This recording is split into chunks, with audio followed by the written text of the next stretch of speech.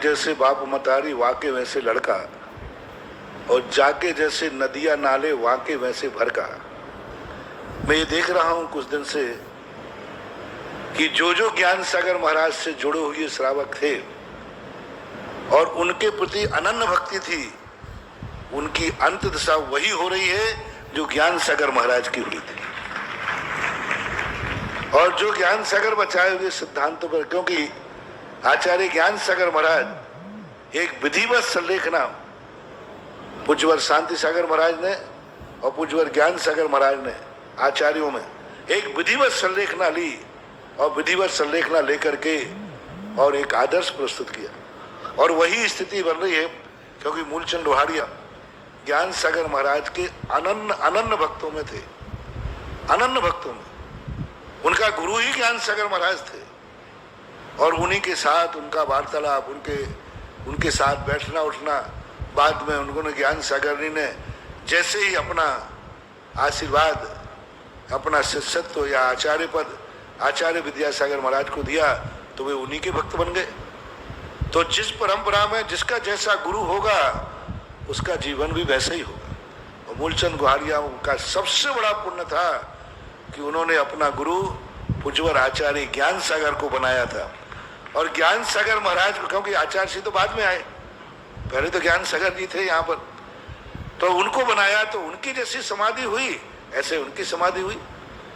कितनी बड़ी गजब की बात। देखो, पंडित और ज्ञान होना बहुत सरल है।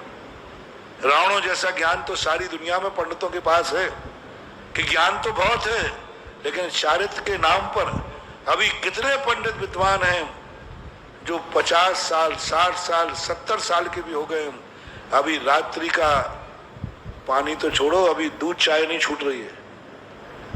विद्वान पंडित होकर के 60-70 साल के हो गए हैं, अभी रात्रि की फलाहारी नहीं छूट रही है, मावा मिष्टान नहीं छूट रहे हैं, काजू बादाम की कतली नहीं छूट रही है, और विद्वान है, पंडित हैं, रात्रि का नहीं छूट रहा है।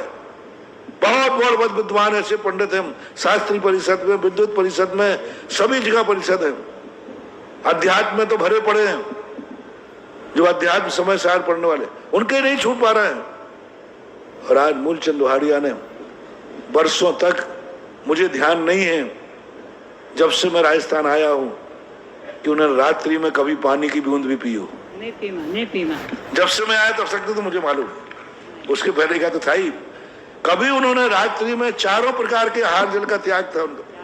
25 साल से तो मैं देख रहा हूं। शुरुआत में जब किशनगढ़ चतुर्मास हुआ था तब मेरी चर्चा हुई, बोले महाराज, उन्होंने कहा कि मैंने रात में पानी किया, चारों प्रकार के आहार जल का भी ग्रहण ही नहीं किया जब से उनके व्रत आदि। और फिर बाद में तो उनकी प्रतिमाएं हो गई, प्रतिमाओं को लेकर के, और सच्चा गुरु के प्रति श्रद्धा होती है तो नियम से आशीर्वाद मिलता है।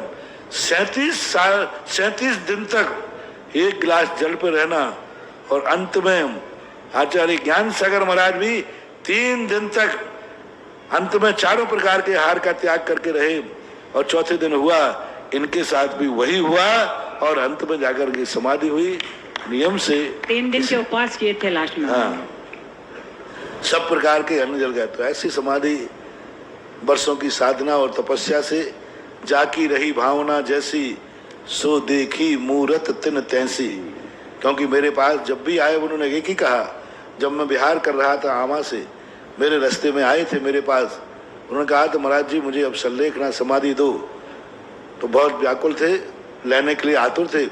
मैंने कहा अन्न का त्याग करो। उस दिन उन्होंने अन्न का त्याग कर दिया था।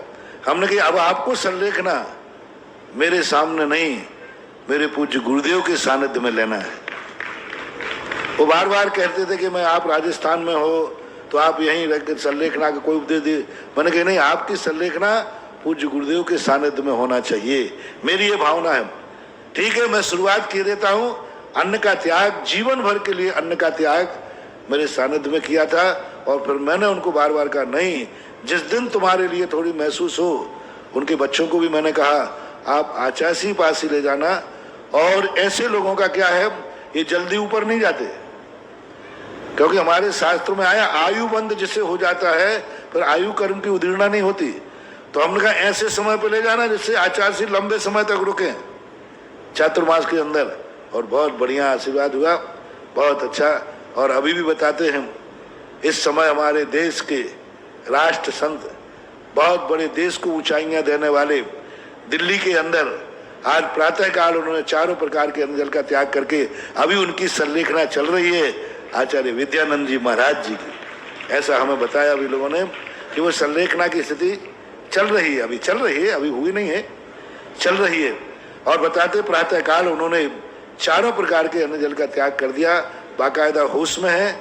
अभी इन्होंने दिखाया था, हाथ पर हिला रहे हैं, जवाब दे रहे हैं, सबकी तरफ देख रहे हैं। और चेतन अवस्था में व्यक्ति चला जाए तो जिंदगी का सबसे बड़ा पुरस्कार और सबसे बड़ी सफलता बन जाए।